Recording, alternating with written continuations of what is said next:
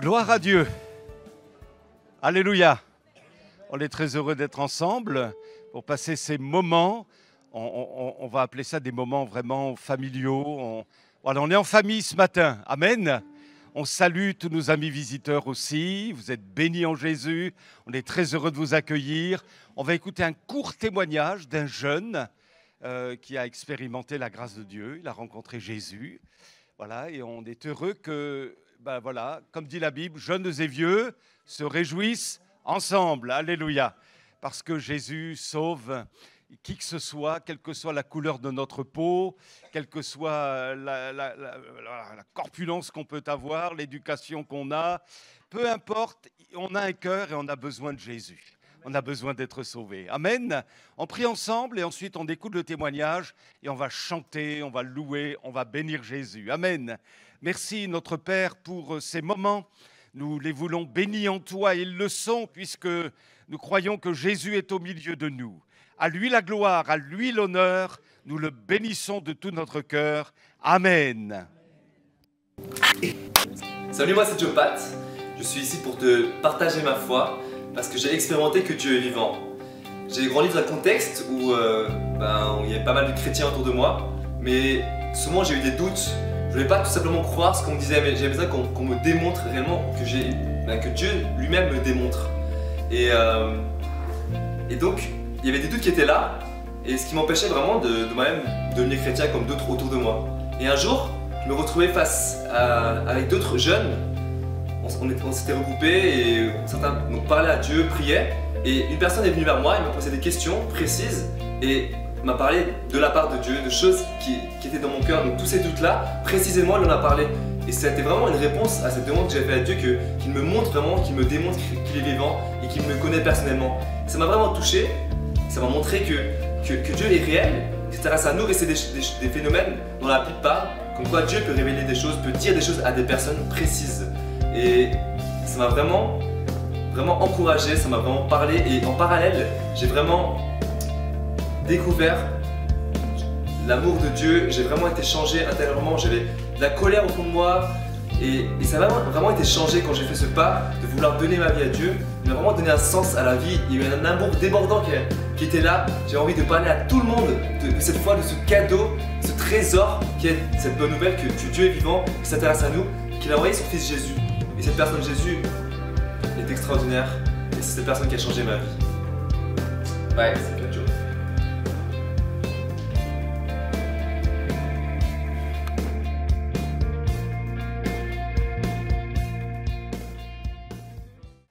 Bonjour. J'espère que vous avez passé de bonnes fêtes. C'est pas encore fini, il y a encore la semaine prochaine. Est-ce que vous voulez vous lever pour chanter avec moi, s'il vous plaît? Ce chant qui dit « Dieu a fait de moi un vainqueur ». Bon, j'étais dans la même ligne directrice tout le long, là, vous verrez. Je pense que même si on a eu des difficultés cette année, il ne faut pas qu'on oublie qu'on est plus que vainqueur en Jésus.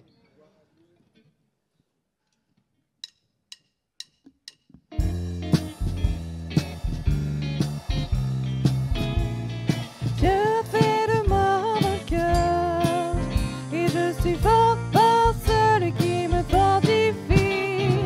Dieu a fait de moi un vainqueur et je ne me laisserai plus asservir. L'ennemi peut rugir, essayer de me détruire. Il ne me fait pas peur, je suis toujours vainqueur. Dieu a fait de moi un vainqueur et je suis fort par celui qui me fortifie. Dieu a fait de moi un vainqueur et je ne me laisserai plus asservir. L'ennemi peut rugir, essayer de me détruire. Il ne me fait pas peur, je suis toujours vainqueur. Dieu a fait de moi un vainqueur et je suis fort par celui qui me fortifie. Dieu a fait de moi un vainqueur et je ne me laisserai plus asservir. Dieu a fait de moi un vainqueur et je suis fort par celui qui me fortifie. Dieu a fait de moi un vainqueur et je ne me laisserai plus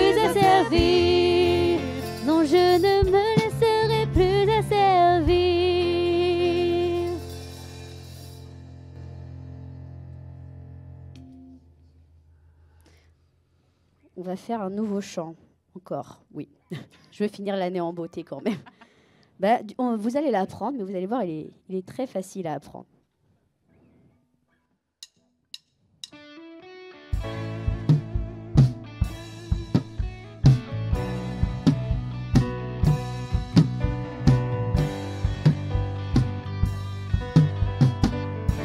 Je veux danser et louer, peu importe ce que je vis, le ressuscité vit en moi. Son nom est Jésus, je suis né de Dieu, je suis victorieux, je suis né pour influencer, rempli du Saint-Esprit. Oh, oh, oh.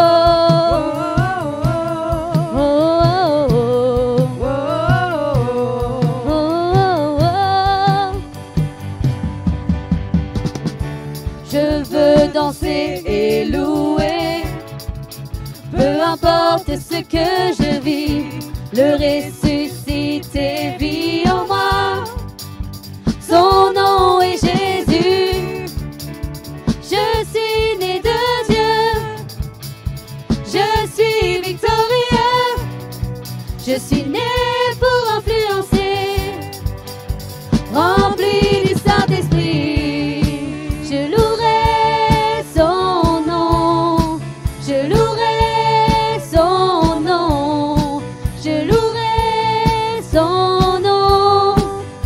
Je suis un conquérant, je louerai son nom, je louerai son nom, je louerai son nom. Je suis un conquérant, toute arme forgée contre moi et nul est sans effet. Le ressuscité vit en moi. Son nom est Jésus, je suis né de Dieu, je suis victorieux, je suis né pour influencer, rempli du Saint-Esprit. Je louerai son nom, je louerai son nom, je louerai son nom.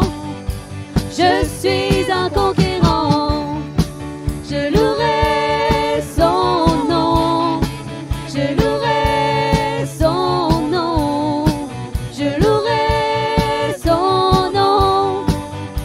Je suis un conquérant. Oh, oh, oh. Oh, oh, oh. Oh, oh, oh.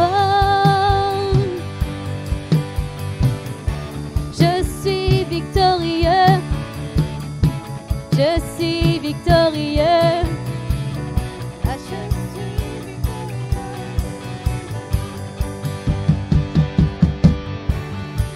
suis victorieux.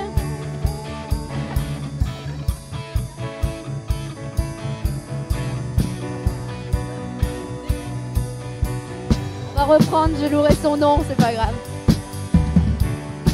Je louerai son nom, je louerai son nom, je louerai son nom. Je suis un conquérant, je louerai son nom, je louerai son nom, je louerai son nom. Je suis un conquérant. Oh, oh, oh. Oh, oh, oh. Oh, oh, oh.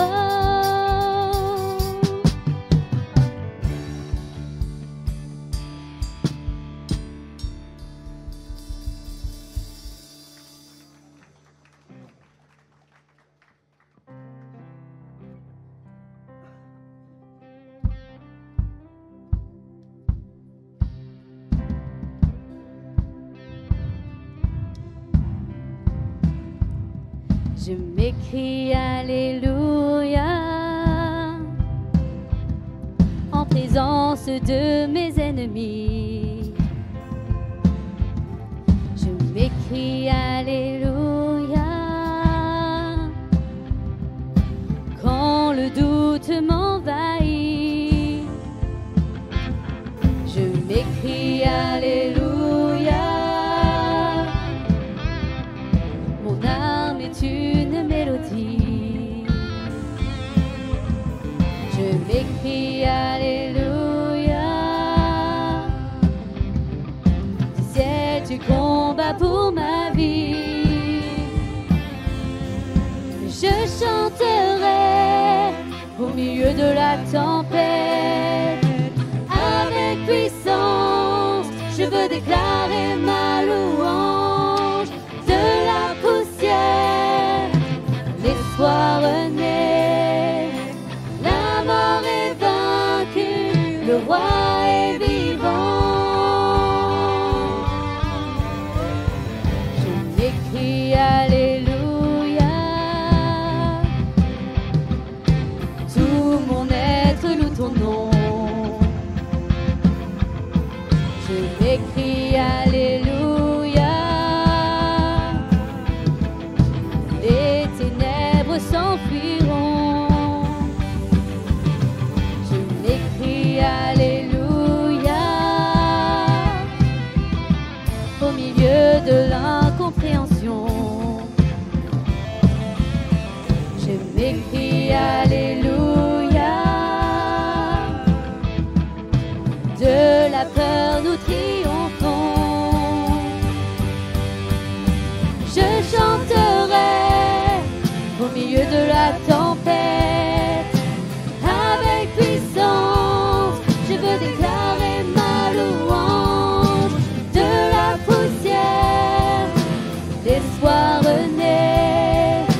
La mort est vaincue, le roi est vivant.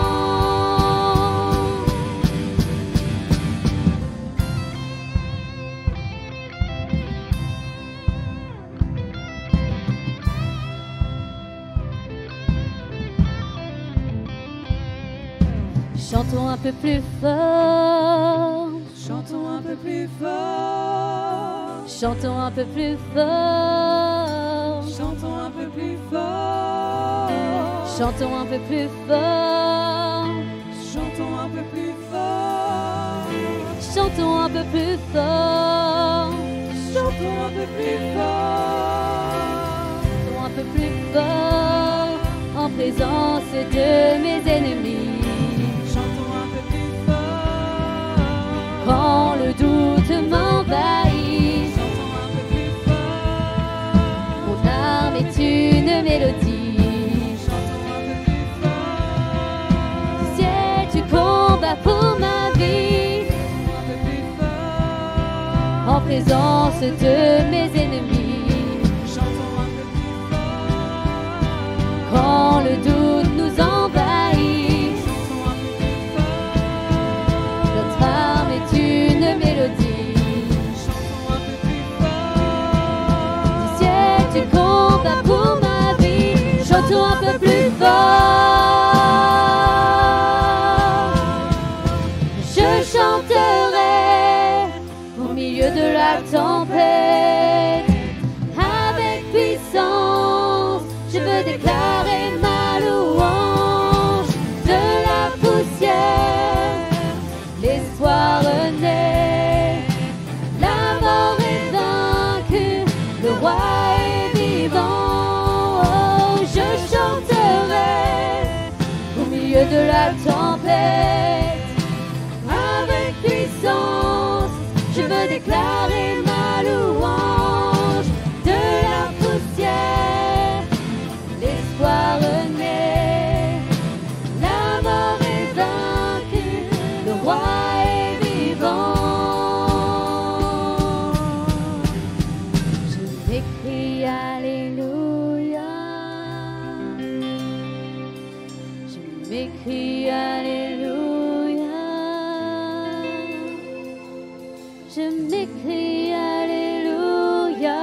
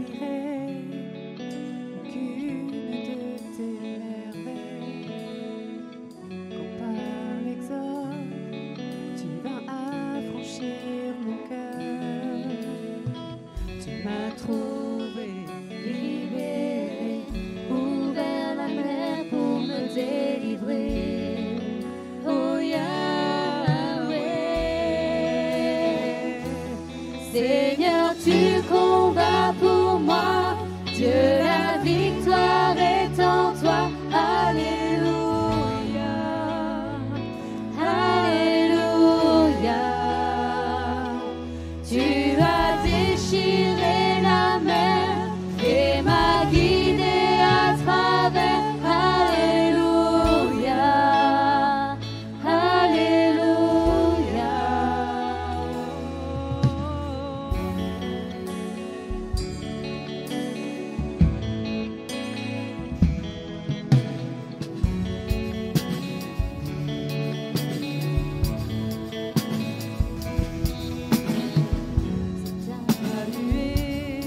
Qui me guide dans la journée, ton feu la nuit est une lumière à mes pieds.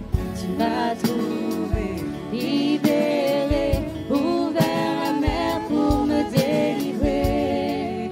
Oh Yahweh,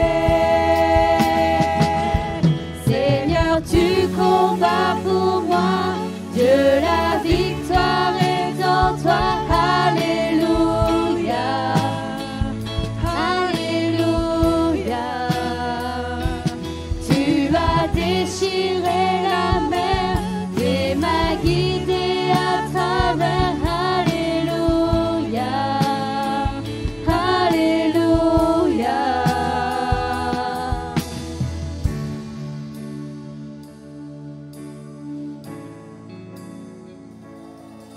Dieu, tu vins dans mon Égypte, tu me pris par la main, me guida vers la liberté, dans le pays promis.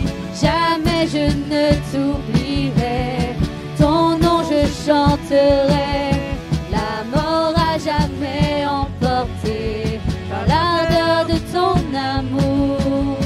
Dieu, tu vins dans mon Égypte, tu me pris par la main, me guida vers la liberté, dans le pays promis. Jamais je ne t'oublierai, ton nom je chanterai, la mort à jamais emporté par l'ardeur de ton amour. Seigneur, tu combats pour moi. Dieu, la victoire est en toi. Alléluia. Alléluia. Tu as déchiré la mer et m'as guidé à travers. Alléluia. Alléluia. Seigneur, tu combats pour moi. Dieu, la victoire est en toi. Alléluia. Alléluia. Tu as déchiré la mer et m'as guidé à travers. Alléluia. Alléluia.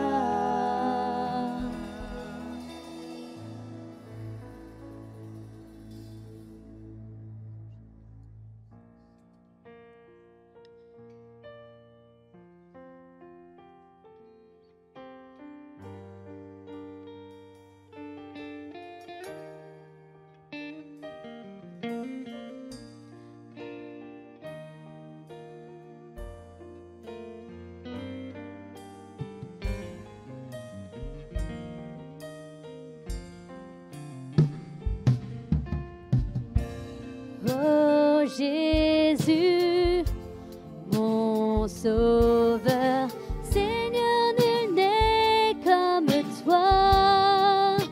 Jour après jour, je te louerai, car ton amour est merveilleux.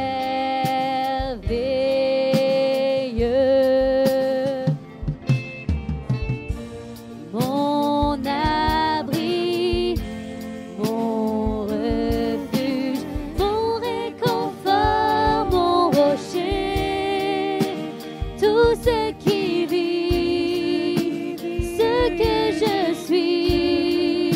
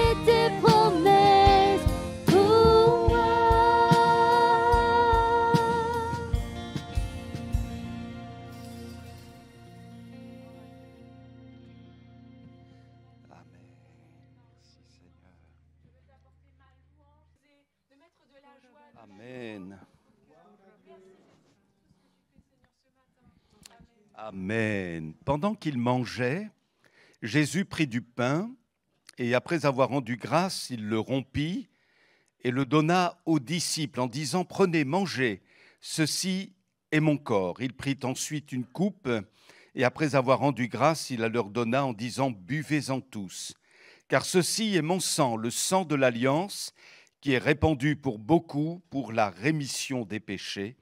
Je vous le dis, je ne boirai plus désormais de ce fruit de la vigne jusqu'au jour où j'en boirai du nouveau avec vous dans le royaume de mon Père. » Amen. Nous allons maintenant participer au repas de la Seine qui concerne essentiellement ceux qui sont nés de nouveau, qui ont expérimenté le salut, le plein salut en Jésus et dont la vie a été transformée par la puissance de la croix. Alléluia, on va rester debout pour faciliter la distribution. Les frères voudront bien s'approcher. On va rester assis. Voilà, c'est bien. Amen. On va rester assis, ça va faciliter la distribution. Et c'est un moment aussi d'adoration, un moment de réflexion devant Dieu aussi, un moment de positionnement dans la grâce de Dieu, dans le salut de Dieu. Nul ne mérite quoi que ce soit, on est tous au bénéfice de la grâce de Dieu, du pardon en Jésus. Et si peut-être que quelqu'un se sent pas autorisé, pas légitime, parce qu'il y a eu ceci, il y a eu cela, eh bien dans la mesure où on dit « Seigneur, tu vois mon cœur, pardonne-moi, je veux marcher dans tes voies, je veux participer vraiment à ta nature divine, je veux remporter des victoires. » Alors, eh bien ce repas, il est pour toi. Il n'est pas le repas de l'élite, il n'est pas le repas des meilleurs, il est le repas des gens graciés, des gens sauvés par grâce, des pécheurs qui ont demandé pardon à Jésus et qui sont réconciliés avec le Père. Alléluia, vivons un bon moment, que le Seigneur se réjouisse dans cette adoration. Soyons courts, mais donnons-lui tout notre amour, simplement.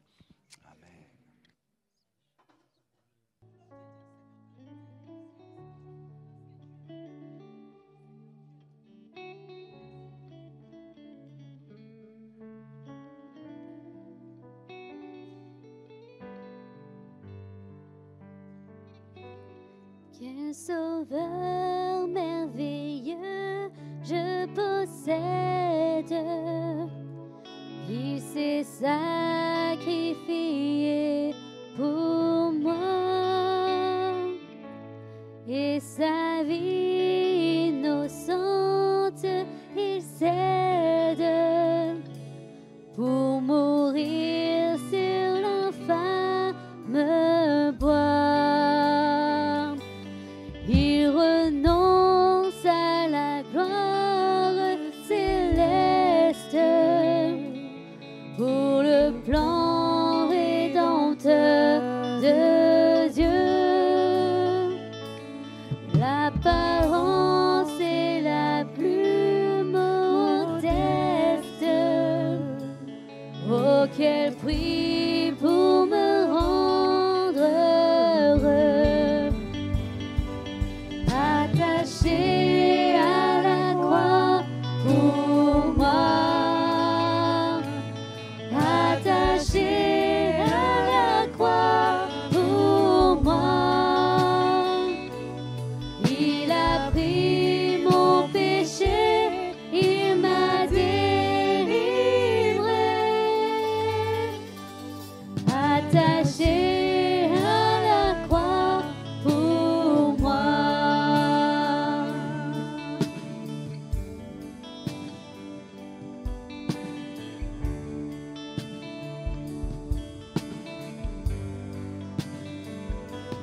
Maltraité, innocent pour ma vie, pour mes iniquités brisées,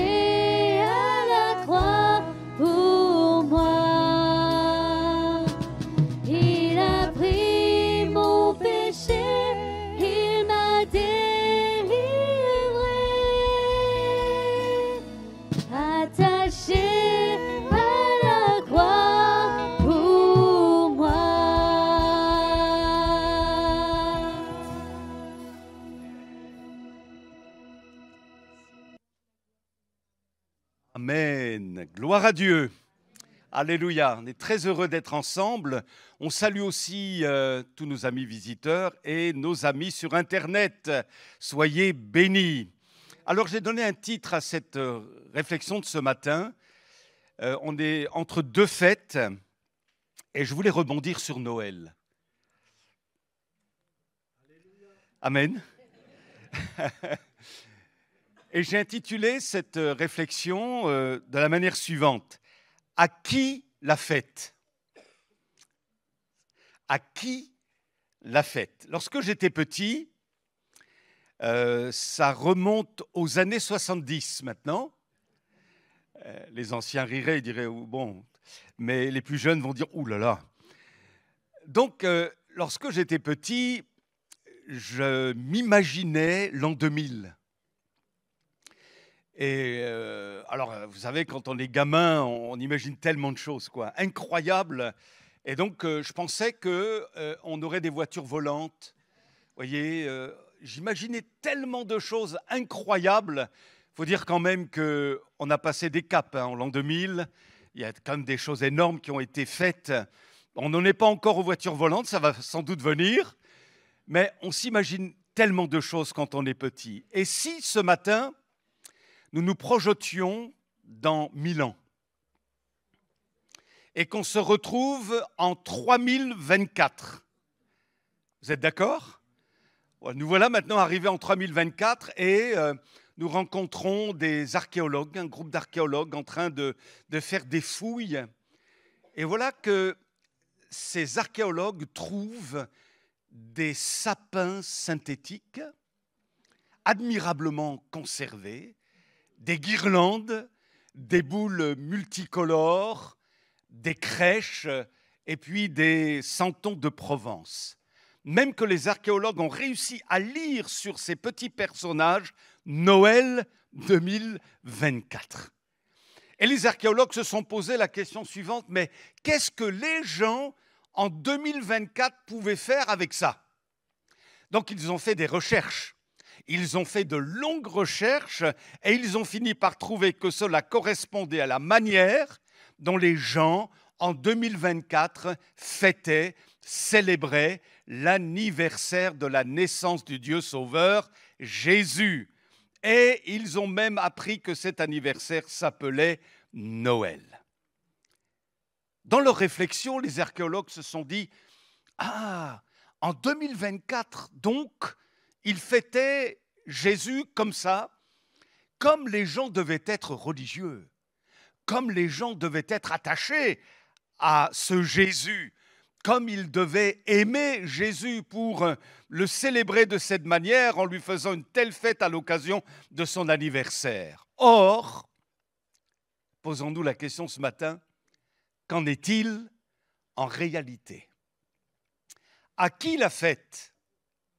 Est-ce vraiment, réellement Jésus qui est fêté aujourd'hui ou autre chose? Est-ce la fête des familles à Noël? C'est bien agréable quand on peut se retrouver en famille, mais j'essaie d'avoir du recul personnellement et je considère cette période parfois comme une période très douloureuse.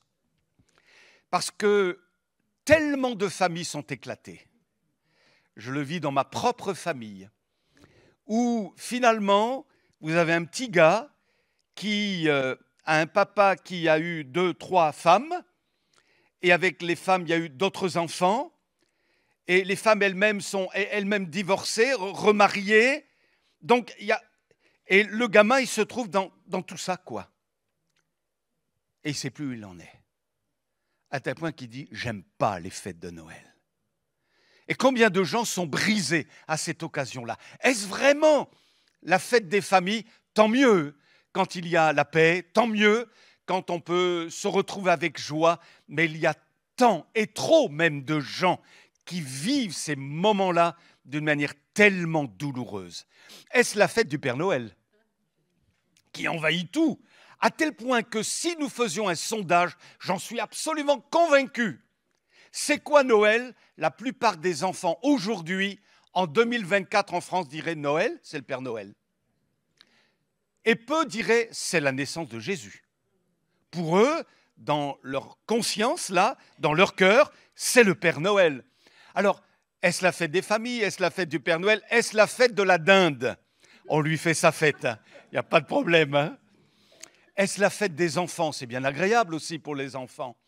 Les cadeaux, tout ça, c'est très bien. Mais on veut déclarer ce matin, dans ce lieu, que Noël, c'est la fête de l'anniversaire de la venue de Jésus sur la terre.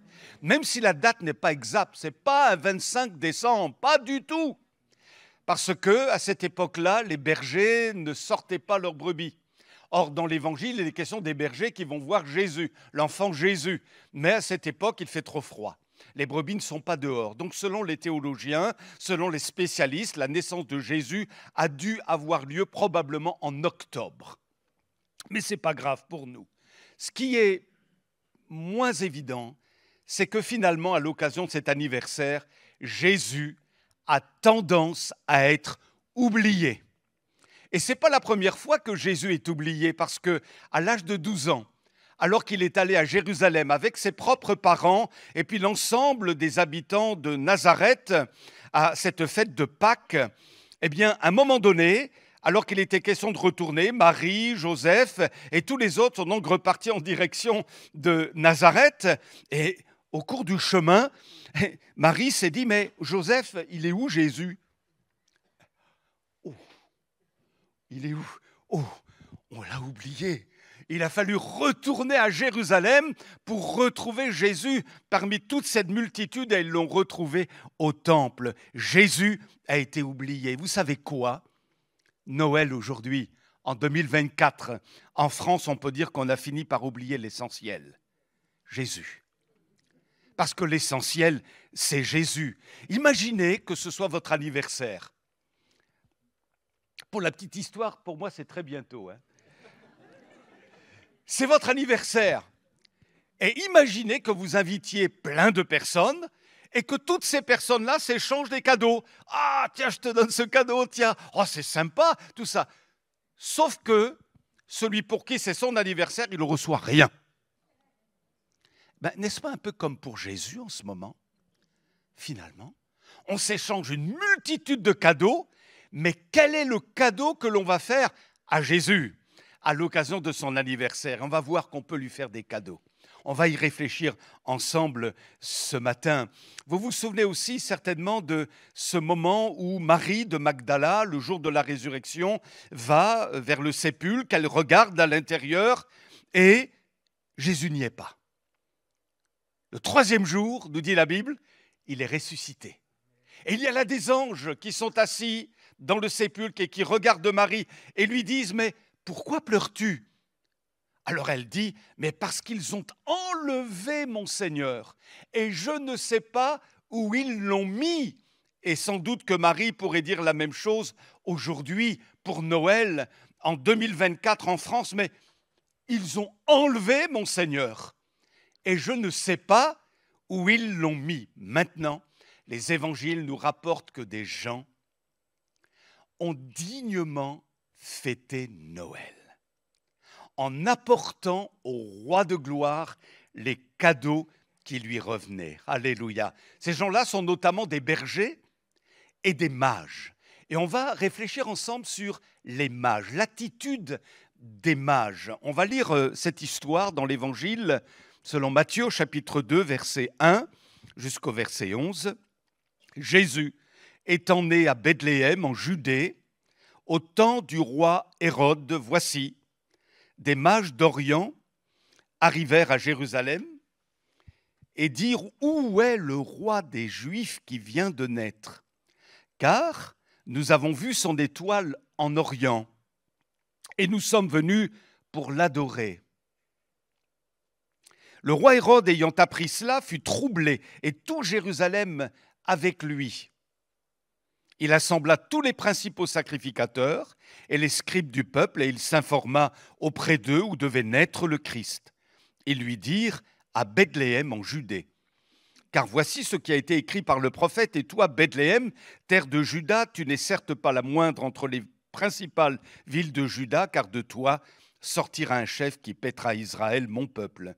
Alors Hérode fit appeler en secret les mages et s'enquit soigneusement auprès d'eux depuis combien de temps l'étoile brillait. Puis il les envoya à Bethléem en disant « Allez et prenez des informations exactes sur le petit enfant. Quand vous l'aurez trouvé, faites-le-moi savoir, afin que j'aille aussi moi-même l'adorer. » Après avoir entendu le roi, ils partirent, et voici l'étoile qu'ils avaient vue en Orient marcher devant eux, jusqu'à ce qu'étant arrivée au-dessus du lieu où était le petit enfant, elle s'arrêta. Quand ils aperçurent l'étoile, ils furent saisis d'une très grande joie. Ils entrèrent dans la maison, virent le petit enfant avec Marie, sa mère, se prosternèrent et l'adorèrent. Ils ouvrirent ensuite leur trésor et lui offrirent en présent de l'or, de l'encens et de la myrrhe. Beau témoignage. Que sont ces mages? Eh bien, on peut penser que ces mages, ce sont des astronomes, des scientifiques, des gens qui scrutaient les étoiles et qui réfléchissaient sur la création. Et à un moment donné, ils se sont aperçus qu'il y avait une étoile étrange qui brillait de 1000 feux. Ils se sont dit, mais qu'est-ce que cette étoile-là? Alors, cette étoile semblait indiquer que quelque chose devait avoir lieu, un phénomène étrange était en train de se produire. Ils ont donc fait des recherches. Et ils se sont aperçus, selon des prophéties consignées dans l'Écriture, dans les écrits de Moïse, que, effectivement, il devait y avoir un jour un roi particulièrement puissant qui devait naître en Israël, parmi les Juifs. Et ils ont certainement lu ce texte dans le livre des Nombres, un livre écrit par Moïse lui-même, au chapitre 24, verset 17. « Je le vois, mais non maintenant. Je le contemple, mais non de près. Un astre. » Un astre. Donc ils se sont dit, tiens, un astre. Ça nous ramène à cette étoile. Que nous indique-t-elle? Un astre sort de Jacob, c'est-à-dire d'Israël. Un sceptre, ça nous renvoie à la royauté. Un sceptre s'élève d'Israël. Faut-il donner une explication scientifique à l'apparition de cette étoile? Moi, je pense qu'il faut la laisser garder son secret. C'est tout. En tous les cas, une chose est certaine, c'est que Dieu est derrière tout ça.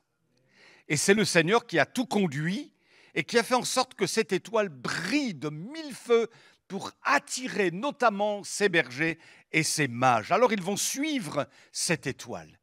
Ils ne sont pas en Israël à ce moment-là, ils l'ont vu là où ils habitaient. Selon les spécialistes, ces mages habitaient soit l'Iran, soit l'Inde, ou alors l'Arabie. Et d'ailleurs, il y a bien des choses qui ont été dites au sujet de ces mages, mais on ne sait rien de leur position sociale. Sont-ils des rois? On les appelle les rois mages. Rien ne l'indique dans les évangiles. Absolument rien. On ne sait pas si ce sont des rois. On peut dire que ce sont des scientifiques, comme je l'ai évoqué tout à l'heure, mais rien ne dit que ce sont des rois. Combien étaient-ils? Peut-être 10, peut-être 20, peut-être 50. On n'en sait rien. La tradition dit qu'ils étaient 3, mais on n'en sait rien. C'est la tradition qui le dit. Et puis, qu'en est-il de leurs noms? Puisque la tradition les appelle Gaspard, Melchior, Balthazar. Je ne sais pas où ils ont été inventés ça, mais c'est la tradition.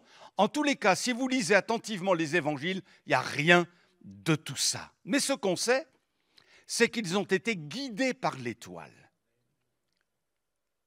Ils sont allés à Jérusalem et ensuite ils se sont rendus à Bethléem. Mais je me suis posé la question, comment se fait-il qu'ils se sont rendus à Jérusalem alors que Jésus, selon les prophéties, est né à Bethléem? Pourquoi sont-ils allés à Jérusalem? Sans doute parce que, pour eux, ils se disaient un roi. En Israël, ça ne peut pas naître ailleurs qu'à Jérusalem.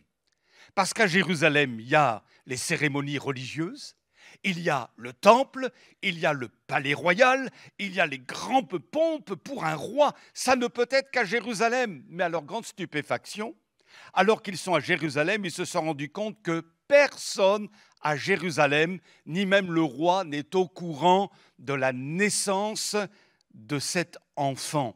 Alors du coup, ils partent de Jérusalem et vont directement à Bethléem. Et là, qu'est-ce qui se passe? Ils voient une étable. C'est simple. C'est simple. Une étable. Ils s'y introduisent, vous connaissez bien l'histoire. Ils voient Joseph, Marie, et ils voient cet enfant dans une mangeoire.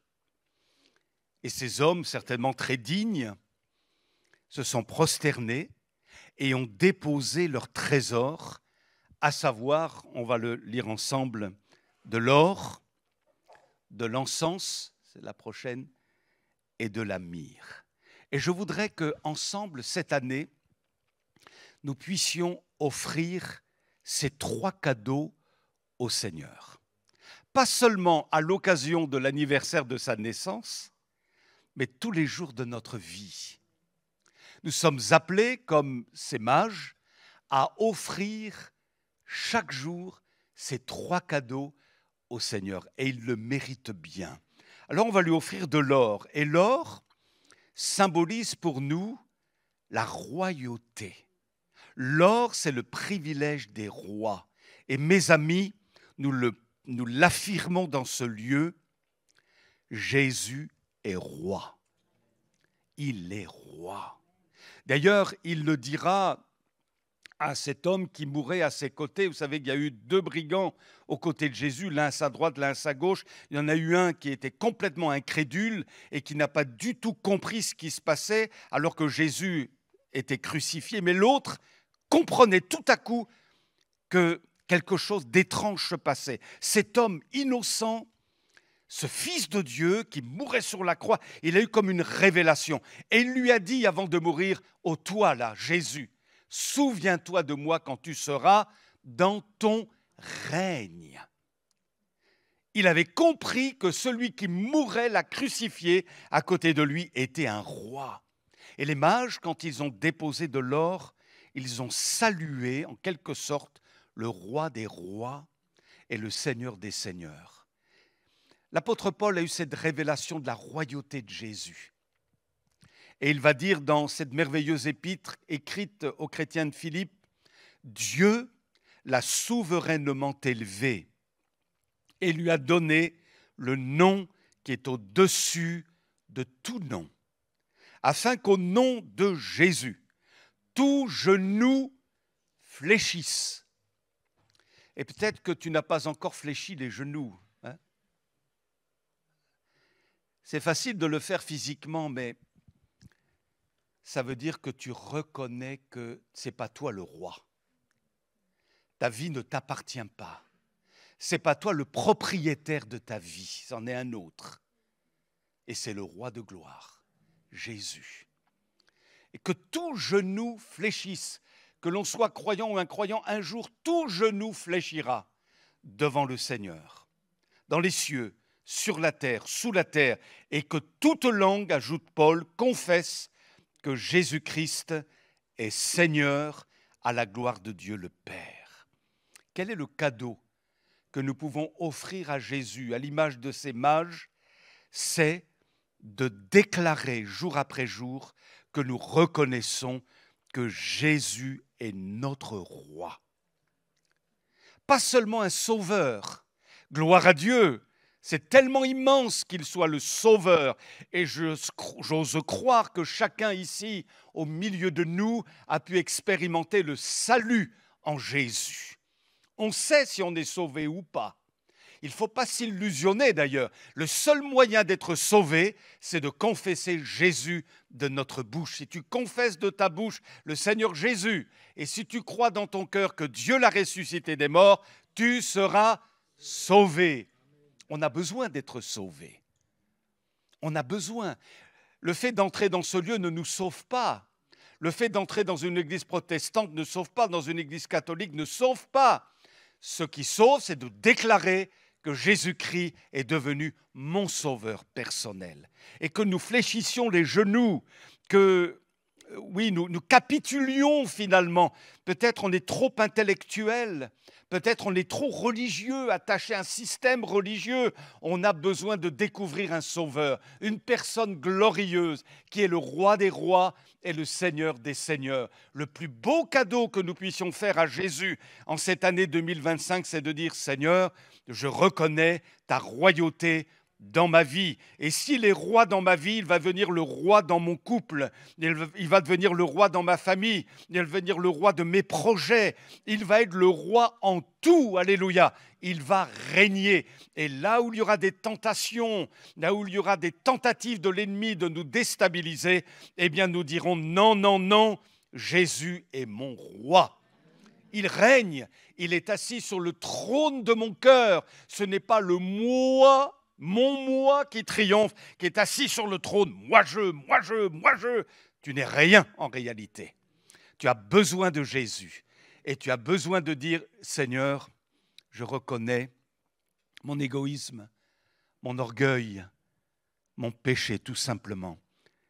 Je suis trop imbu de moi-même. J'ai besoin que tu viennes régner et t'asseoir vraiment dans le trône de mon cœur. Sur le trône de mon cœur, sois le roi. Et vous savez quoi? Quand Jésus devient le roi, ça change tout. Ça change tout. Combien de visages n'ai-je pas vus dans les églises complètement fermés, voyez, fermés. Parce que Christ n'était pas le roi véritable. Et puis, quand ces personnes-là se sont converties, sont nées de nouveau, ont reçu l'Esprit de Dieu, c'est une métamorphose. Et vous les voyez dans l'auditoire, heureux, joyeux, libres dans la louange, dans l'adoration. Il s'est passé quelque chose. Il s'est passé quoi? Une rencontre avec le roi des rois. Et Jésus est devenu le roi de leur vie. Béni soit Dieu. Après avoir offert l'or, les mages ont offert de l'encens. L'homme de Dieu dit que ma prière, Seigneur, monte comme l'encens en ta présence. Et l'encens, ça nous parle de l'intimité avec Dieu. Le cadeau que nous pouvons faire à Jésus tous les jours, c'est d'avoir une relation avec lui. C'est ça qui est important. Et ce que je vais vous dire là, finalement, c'est le cœur de ce que Dieu attend de nous. Un monsieur qui vraiment intéressant, qui s'appelle Francis Chan, qui a écrit des ouvrages très intéressants, dit ceci: nous passons souvent beaucoup de temps et d'efforts à rassembler les croyants. Nous sommes devenus même des experts pour faire venir les chrétiens autour de groupes, de haut-parleurs, de grands événements. Là où nous avons échoué, c'est dans l'enseignement des croyants à être seuls avec Dieu. À quand remonte la dernière fois que vous avez entendu quelqu'un s'extasier sur le temps qu'il a passé seul avec Jésus dans sa présence? Rassembler des chrétiens qui ne prennent pas de temps en tête-à-tête avec Dieu peut être une chose dangereuse. C'est l'essentiel. Le cadeau que nous puissions faire à Jésus, c'est de lui dire: Seigneur, j'aime ta présence. J'aime ta présence. J'aime qui tu es. Au-delà même de tout ce que tu m'as apporté, je t'aime. C'est toi que je veux. L'homme de Dieu dit: fais de l'Éternel tes délices. C'est délicieux, vous voyez? Le terme est là quand même. Hein? Tes délices. Waouh! Tes délices. Et il te donnera ce que ton cœur désire. Et une autre version dit: trouve auprès du Seigneur ton plaisir le plus grand. Et il te donnera ce que tu lui demandes. C'est beau, hein? Trouve auprès du Seigneur ton plaisir le plus grand. et il te donnera ce que tu lui demandes. Plus, mes amis, le niveau de sa présence sera élevé dans notre vie, plus nous serons comblés en lui. Je répète, plus le niveau de sa présence sera élevé dans notre vie, plus nous serons comblés en lui. Quel est le niveau de sa présence dans ta vie? Quel est le niveau de sa présence? Et je suis persuadé que si le Seigneur, là maintenant, se présentait à nous, de manière très claire, physiquement même, et nous regardait droit dans les yeux, je suis convaincu que le Seigneur nous dirait, toi, tu es celui, tu es celle avec qui je veux être. C'est ça qu'il nous dirait. Aux uns et aux autres, il s'approcherait de nous, dit, toi, tu es celui, toi, tu es celle avec qui je veux être. Béni soit Dieu. Et dans la parole, nous lisons par exemple à Isaac, Dieu lui dit, je serai avec toi et je te bénirai. À Josué, je serai avec toi comme j'ai été avec Moïse. À Jacob, retourne au pays de tes pères et je serai avec toi. À Jérémie, je serai avec toi pour te sauver et te délivrer. Et à tous ceux qui ont placé leur confiance dans le Seigneur et qui traversent de temps à autre des difficultés, le Seigneur dit, si tu traverses les eaux, je serai avec toi et les fleuves ne te submergeront pas. Si tu marches dans le feu, tu ne te brûleras pas et la flamme ne t'embrasera pas. Et enfin, à chacun de nous, le Seigneur dit, je suis avec vous tous les jours jusqu'à la fin du monde. Je veux être avec toi. Que tu sois un adolescent, une adolescente, une personne âgée, un jeune, un moins jeune, peu importe, un nouveau converti, quelqu'un de plus ancien dans la foi, c'est le projet de Dieu. En nous sauvant, il veut communier avec nous. Vous savez, le plus beau cadeau pour un papa et une maman, c'est de pouvoir avoir régulièrement, si possible, ses enfants avec eux. C'est pas vrai? Parfois, la vie fait que c'est pas toujours évident. Il y a le travail, certains travaillent loin, mais quand on se retrouve, waouh, c'est un des plus beaux cadeaux qu'on puisse avoir. Mais vous savez, pour Jésus, ce qu'il veut, lui, c'est qu'il communie avec tous ceux qu'il a rachetés. Il veut cette relation. Si tu n'as pas cette relation avec le Seigneur, il manque vraiment quelque chose. Être avec lui. Vous connaissez le livre du Cantique des Cantiques? C'est une belle histoire d'amour, hein, très poétique et très intéressante. Peut-être qu'un jour on étudiera ce livre, mais à un moment donné, la Sulamite, qui est complètement amoureuse du berger, va dire « Je suis malade d'amour ». Waouh! Je suis malade d'amour. C'est bien quand les épouses peuvent dire ça à leur mari. Hein. Tu peux regarder ton mari, là, ce matin, et dire « Je suis malade d'amour ». Waouh. Je suis malade d'amour. Et elle va dire « Mon bien-aimé est à moi et je suis à lui ». Alléluia. Et on peut dire à notre Jésus « Je suis malade d'amour pour toi. Mon bien-aimé est à moi et je suis à lui ». Alléluia. Et l'apôtre de dire, j'ai le désir d'être avec Christ. J'ai le désir de m'en aller et d'être avec Christ. Plus que d'être au paradis. Pour Paul, ce qui était essentiel, c'est d'être avec Jésus. D'être avec Jésus. Et mes amis, l'éternité, quand on va mourir, si on est en Christ, l'éternité, c'est d'être avec Jésus. Hein. Ça vous convient? C'est merveilleux. Hein. Quand on a goûté que le Seigneur est bon, quand on a goûté la personne glorieuse de Jésus, quand on a tant soit peu communié avec lui, on ne désire que d'être dans sa présence. Quelle est l'importance de sa présence dans notre vie? Ça doit être la priorité majeure. On peut, après son baptême, avoir assisté à tous les cultes que notre Église propose, à toutes les réunions, à tout l'enseignement. On peut avoir fait des tas de choses pour le Seigneur. On peut avoir... Mais s'il me manque la relation avec lui, finalement, je passe à côté de l'essentiel. Le reste n'est pas inintéressant, mais l'essentiel pour le maître, c'est qu'on ait une relation avec lui, que Dieu soit béni. De l'or, je reconnais ta royauté. Deviens le roi de ma vie dans tous les domaines, Seigneur. Deuxièmement, de l'encens qui nous rappelle la nécessaire communion, relation avec lui. Et troisièmement, la myrrhe. Et quand on lit la parole de Dieu, notamment l'Ancien Testament, la myrrhe nous parle de l'amour. Et là encore, je reviens à notre fameux livre du Cantique des Cantiques. J'ai regardé là sur l'ordinateur, j'ai mis myrrhe, Cantique des Cantiques, et ça revient 7 fois. 7 fois, on voit le mot myrrhe en lien avec la relation d'amour entre le berger et la femme qui s'appelle la Sulamite. Par exemple, il est écrit « Mon bien-aimé est pour moi un bouquet de myrrhe.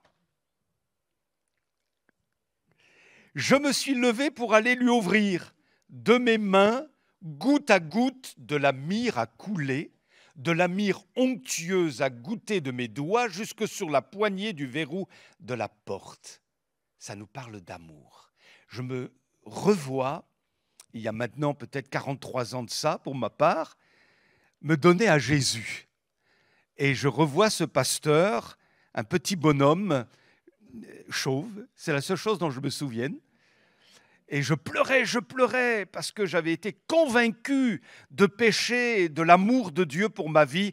Je m'approche de lui, les larmes coulent, il me regarde. En quelques instants, il me dit « Mon gars, tu veux donner ton cœur à Jésus ?» J'ai dit « Oui, monsieur, oui, monsieur. » Il a prié, j'ai regagné ma place. Et là, alors que j'étais assis, que je n'avais jamais eu de relation avec Jésus, là, assis, c'est mes premiers moments d'une vie nouvelle avec Jésus. Je lui dis, Seigneur, je t'aime. J'avais jamais dit ça à Jésus, parce que je ne le connaissais pas. Il était étranger pour moi. J'avais aucun sentiment à son égard, rien du tout. Je connaissais un personnage historique, c'est tout, qui faisait du bien à droite à gauche, mais ça n'allait pas plus loin. Mais là, suite à cette rencontre authentique avec le Seigneur, je me suis surpris à lui dire « Je t'aime ». Je t'aime. Et je suis persuadé que dans le ciel, il y a eu de la joie dans le cœur de Jésus, parmi les anges. Ah, un nouveau venu au milieu de nous, un nouvel adorateur pour le Fils de Dieu, qui proclame Jésus et qui aime Jésus. Alléluia. Jésus a dit à Pierre, « M'aimes-tu » Jésus attend qu'on l'aime. Et peut-être que ce matin, il nous pose la question, mais en réalité, est-ce que tu m'aimes vraiment? Alors on va lui dire, comme Simon, humblement, tu sais bien que je t'aime. Peut-être que notre amour n'est pas encore suffisamment fort. Tu aimeras le Seigneur ton Dieu comment? De tout ton cœur, de tout ton cœur, de toute ton âme, de toute ta force, de toutes tes pensées. C'est comme ça qu'on doit aimer Jésus. Cette année 2025 qui va s'ouvrir devant nous, quel cadeau pouvons-nous offrir à Jésus? De l'or, on va reconnaître qu'il est le roi. Il va être encore plus le roi dans notre vie. Deuxièmement, on va progresser, vous et moi, on va progresser dans la relation avec lui.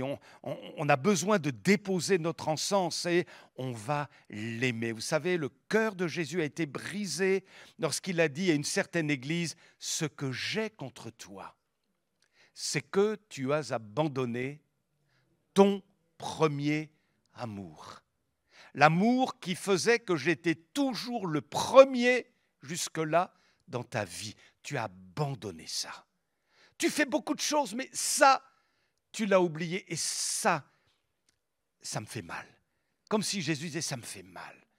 Il faut, pour que ton amour soit agréé du ciel, soit accepté du ciel, il faut que je sois le premier dans ta vie. C'est ça que ça veut dire. Et là, on n'est pas dans un système religieux évangélique. On est simplement dans la révélation de la parole de Dieu qui nous dit il faut que Jésus soit aimé de cette manière-là. Quand pour la dernière fois tu dis à Jésus, je t'aime de tout mon cœur. Je t'aime de tout mon cœur. C'est important de lui dire. Et plus que des mots, c'est une attitude de cœur. C'est ce qu'on vit, c'est ce qu'on veut vivre. Et je me dis souvent, je ne sais pas comment vous le vivez, mais pour ma part, je me dis, Seigneur, j'ai le sentiment que je ne t'aime pas encore assez. Je t'aimais plus. Montre-moi comment. Comment il faut que je fasse? Comment je dois t'aimer davantage? Est-ce que vraiment tu es content de mon amour pour toi? Je lui dis ça dans mon intimité avec lui, vous voyez. Je le lui dis. Et j'ai le sentiment que je peux aller plus loin. Comment le Seigneur va faire? C'est lui qui va le faire. Mais je crois qu'à partir du moment où nous ouvrons notre cœur et que nous lui disions, Seigneur, donne-moi de t'aimer encore mieux. Mieux, Seigneur. Tu vas me le montrer. Tu vas déverser en moi des fleuves, les fleuves du Saint-Esprit. Tu vas me donner de t'aimer comme on t'aime au ciel.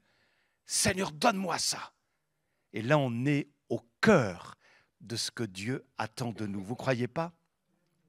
Alors, dans le Nouveau Testament, je conclus, la myrrhe nous parle de l'embaumement des morts, et cela peut-être nous fait penser au fait que l'amour pour Christ ne tolère aucun rivaux. Tous les rivaux doivent mourir. C'est-à-dire que le foot n'a pas plus d'importance à mes yeux que mon Jésus, même si j'aime le foot. On est d'accord? Voilà. Même ma femme, je t'aime aussi beaucoup, mais j'aime Jésus tellement. J'aime Jésus tellement. Mes enfants, il faut que vraiment Jésus prenne toute la place. Et si c'est le cas, il s'occupe du reste. Il ne faut pas s'en faire. Il ne faut pas s'en faire. Même si c'est parfois douloureux, même si on ne comprend pas. Le timing de Dieu, c'est compliqué parfois. Le timing de Dieu, oulala, on s'y perd parfois. Mais dans la mesure où nous l'aimons, Jésus dit, je m'occupe de toi, t'inquiète pas. Sois dans la paix. Moi, ce que je veux, c'est que tu m'aimes. C'est ça que je veux. T'inquiète pas pour le reste, je m'en occupe et ça viendra en montant à moi. T'en fais pas. Mais ce que je te demande là, ce qui doit te préoccuper là, c'est que tu m'aimes comme je veux que tu m'aimes. Amen. Que Dieu nous soit en aide. L'or, Jésus est roi. L'encens, l'intimité avec Christ. La myrrhe, l'amour pour Jésus. Alors, pour conclure, je voudrais qu'on lise ensemble un merveilleux texte. Et Fabien, si tu veux bien, ça serait bien qu'il y ait une petite musique. Vous êtes d'accord? Vous voyez pas? Tu veux bien, Fabien, là? Une petite musique derrière. On va lire ensemble ce que vous connaissez pour beaucoup d'entre vous, le Christ incomparable. Il y a des hommes comme ça qui ont été inspirés pour parler de Jésus. Alors, la plus belle inspiration, c'est la parole de Dieu. Hein. Mais il y a des hommes comme ça qui ont été conduits par le Seigneur pour écrire des choses sur Jésus et qui résument bien qui est Jésus. On va le lire ensemble?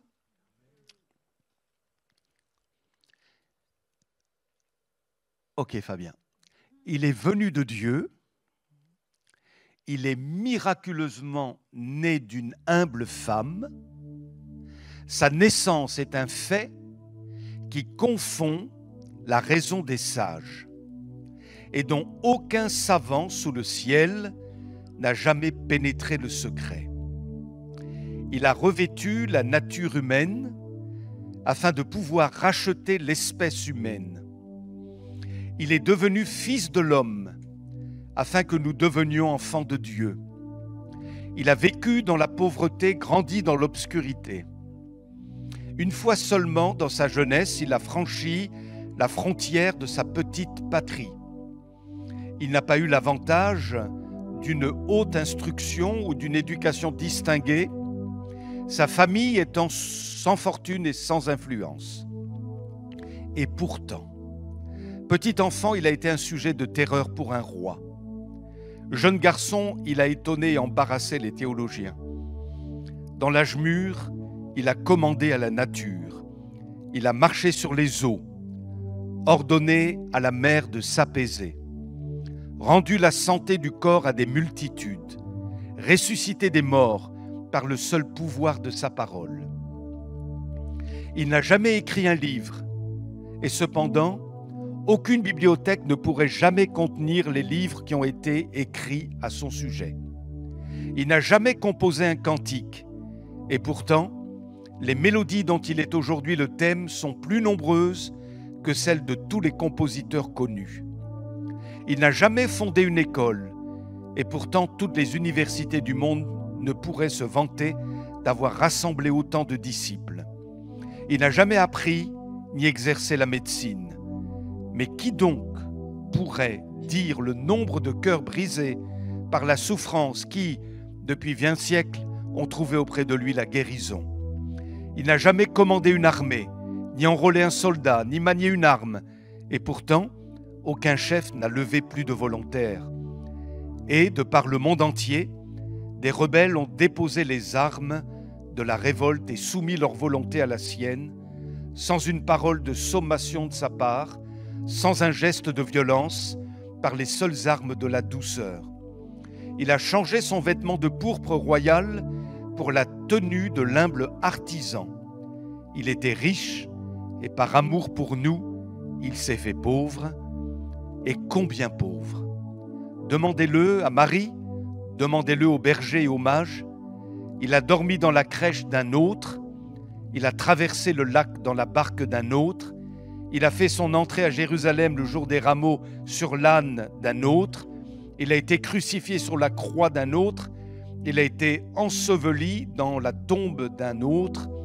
De grands hommes ont paru et sont tombés dans l'oubli. Lui seul ne passe pas. Hérode n'a pas pu le tuer et Satan n'a pas pu faire obstacle à son œuvre. La mort n'a pas été capable de le détruire, ni le tombeau de le retenir sous sa puissance.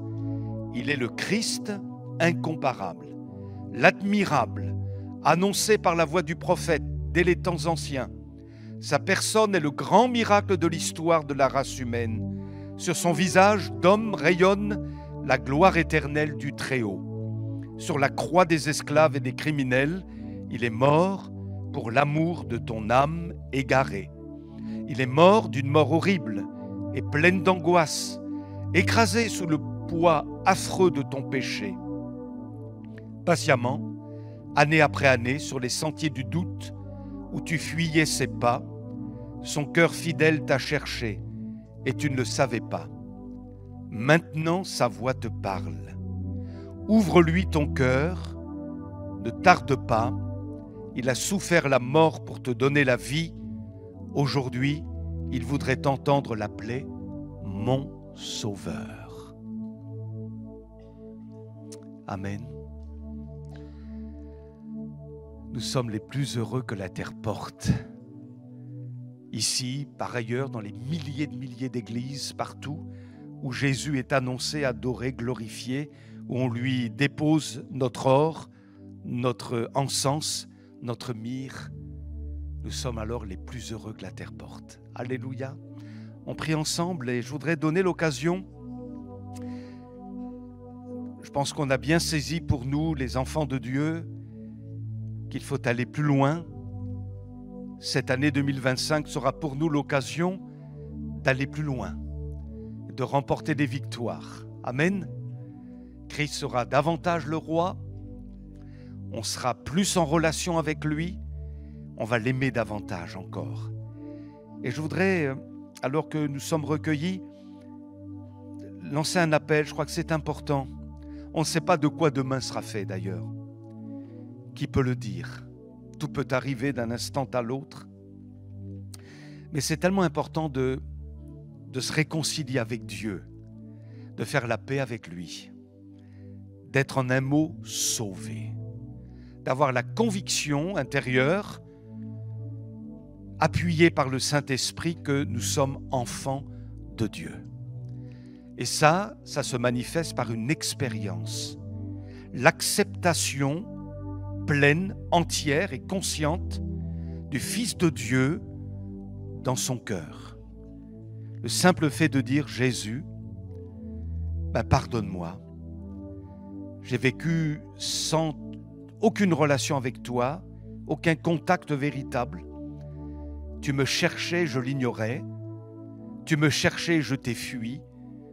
Mais ce matin, je veux te donner ma vie, afin que tu sois le roi dans mon cœur, afin que j'ai ce cette communion avec toi et afin que je t'aime comme tu dois être aimé, comme je dois t'aimer jusque dans l'éternité. Alors si tu te sens concerné ce matin par cet appel du Sauveur, il est né, il a grandi, à 33 ans et demi, il a livré sa vie. Il est né pour mourir sur une croix, pour toi, afin que tu sois sauvé pour l'éternité.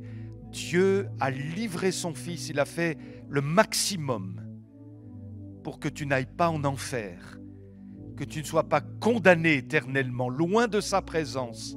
Il a payé le prix pour ça. Et dans son amour, il te dit, viens, accepte-moi et sois sauvé. Alléluia. Alors, là ce matin, sens-toi concerné, qui que tu sois, et réponds à l'appel que fait retentir le Sauveur dans ton cœur. Il t'aime et il t'aime. Et il te dit, viens à moi maintenant. Alléluia. Si quelqu'un veut faire cette expérience, il suffit simplement qu'il lève la main, qu'il prenne position devant les anges, devant le Seigneur lui-même, qu'il puisse dire, ben voilà, moi ce matin, qu'elle puisse dire, moi ce matin, c'est le jour de ma rencontre avec Jésus. C'est décidé, c'est déterminé dans mon cœur, je veux être sauvé. Alléluia. S'il y a quelqu'un dans cet auditoire, vous levez simplement la main, oui, très bien, oui. Y en a-t-il d'autres? Oui, d'accord. Soit visité, oui. Alléluia. Et ensemble, nous l'Église, eh bien, on va prier pour ces bien-aimés. Peut-être que d'autres sont travaillés dans leur cœur et ils ne savent pas trop, ils hésitent un peu. C'est l'œuvre du Saint-Esprit. On compte sur le Saint-Esprit pour que ce soit lui qui vienne vous toucher et vous convaincre. Alors on prie tous ensemble, on élève la voix, alléluia. Seigneur, interviens maintenant et bénis chacun de nous. Donne-nous de progresser. Nous reconnaissons ta royauté. Nous voulons cette intimité avec toi et nous voulons t'aimer par-dessus toute autre chose. Sois véritablement le premier dans notre vie, alléluia. Le premier dans notre Église, le premier dans notre cœur, alléluia. Et veuille encore toucher ces bien-aimés qui ont levé leurs mains, qui se décident pour toi, qui veulent, Seigneur, se tourner vers toi, qui se convertissent à Jésus, alléluia. Tu les visites dans ta grâce et tu ajoutes leur nom dans le livre de vie, alléluia. À toi la gloire, il y a un sauveur dont le nom est Jésus. Et il délivre encore, il guérit encore, alléluia. Il relève encore aujourd'hui. À lui la gloire, à lui l'honneur. Nous l'aimons, nous l'adorons et nous le glorifions, ce très cher Sauveur. Merci Seigneur. Amen. Amen. Amen. On va demander à notre groupe de chant de nous faire un dernier chant. Vous pouvez faire une reprise, quelque chose que vous souhaiteriez chanter, que vous avez sur le cœur, et on va se réjouir avec vous en le chantant. Amen, on va chanter avec vous, on se lève ensemble et on va louer en conclusion notre merveilleux Sauveur. Amen. On va reprendre ces chants, le chant nouveau qu'on a commencé tout à l'heure, je louerai son nom, comme ça on va bien l'apprendre.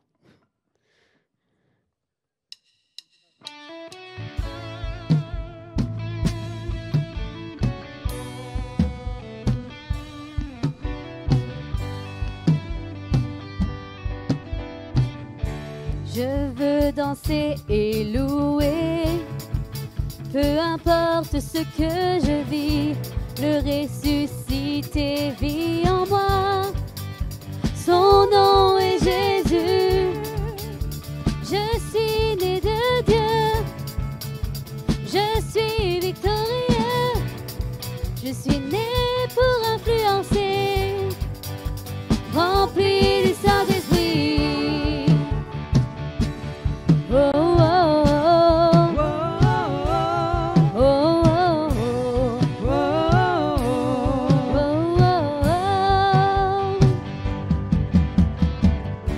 je veux danser et louer, peu importe ce que je vis, le ressuscité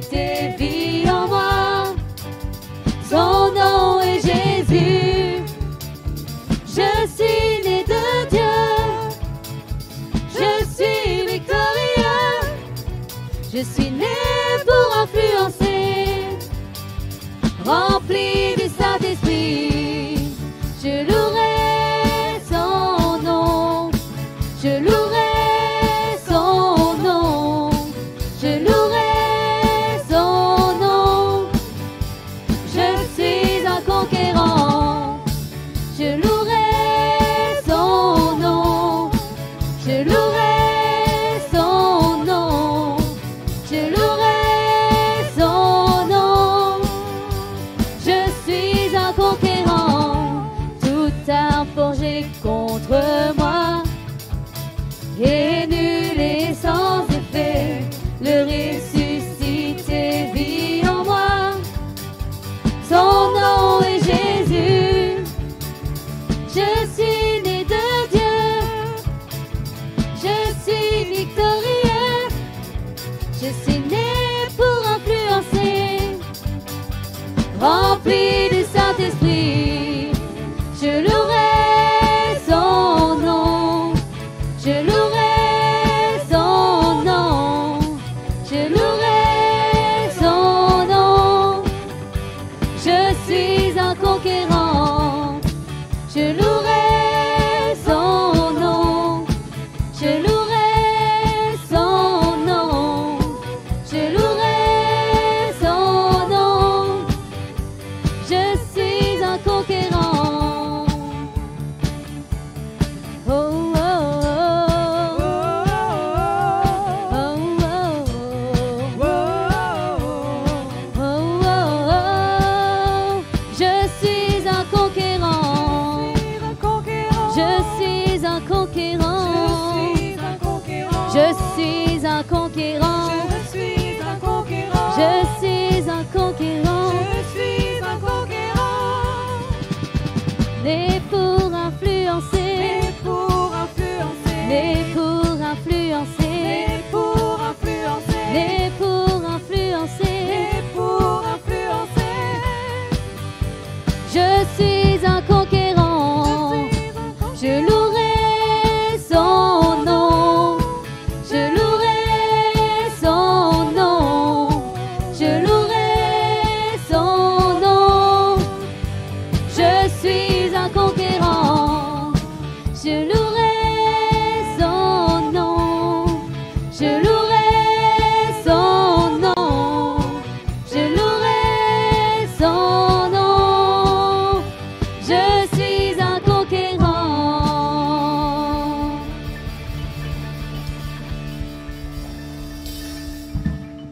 Amen. Merci à vous.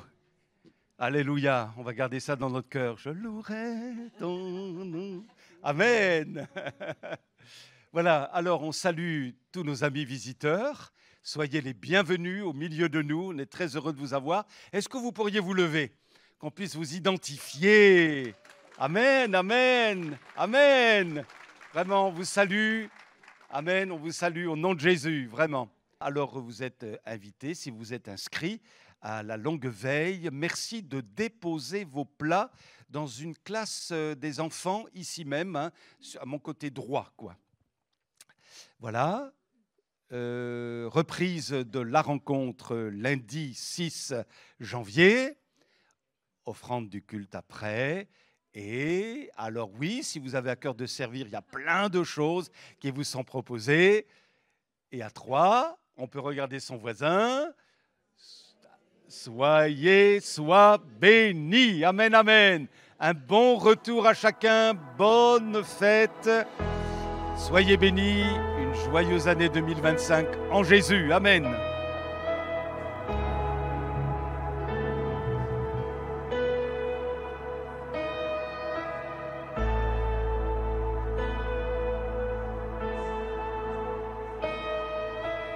I just want to speak the name of Jesus over every heart and every mind. 'Cause I know there is peace within your presence. I speak Jesus. I just want to speak the name of Jesus over every heart and every mind. 'Cause I know there is peace within your presence. I speak Jesus. I just want to speak the name of Jesus over every heart and every mind. 'Cause I know there is peace within your presence. I speak Jesus.